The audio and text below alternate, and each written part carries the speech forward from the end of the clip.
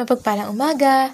Ngayong umaga nga ito ay naisipan namin ni Mr. na magluto dito sa garden kasi ilang araw na din na hindi maganda yung panahon dito sa UK, kaya sinamantala namin na magluto sa labas. So ito yung ni-request niya, almusal na Pinoy. So yung mga gulay na niluluto ko dyan ay yan ay kasama dito sa aming garden. So pinipitas lang namin at talagang sobrang laking tuwa namin na nakapagpalago kami ng mga tropical na plants gaya ng okra, kasi ilang beses namin sinubukan talaga noon noong mga nakaraang taon, talagang hindi kinakaya yung lamig. Kaya nung nagawa namin na makapagpatubo nito, talagang sobrang excited kami kasi paborito talaga namin ito. Lalo na si Mr.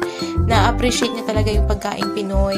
So ayan, nitong hapon naman, ito, nandito kami ulit sa labas kasama si Gracie, yung aming alagang pusa.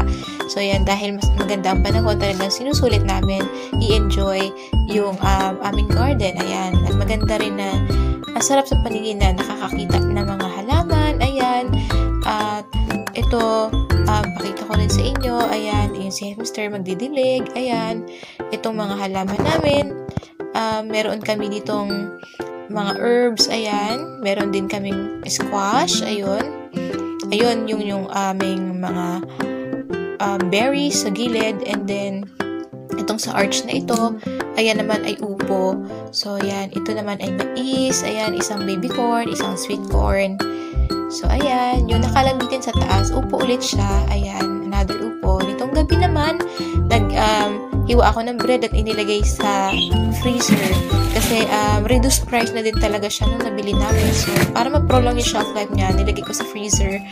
Itong gabi naman na to, yung ihahain ko naman for dinner, ay ensalada ang palaya na ginawa ko. So, paborito din namin siya ni Mr. So, ang nilagay ko lang siya dyan ay tuna, kamatis, onion, tsaka garlic.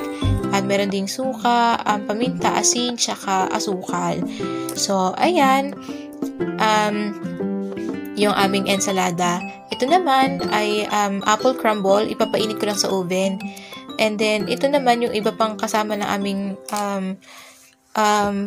dinner. May cracker, meron ding cheese, meron ding butter, merong yogurt, merong olives, ayan.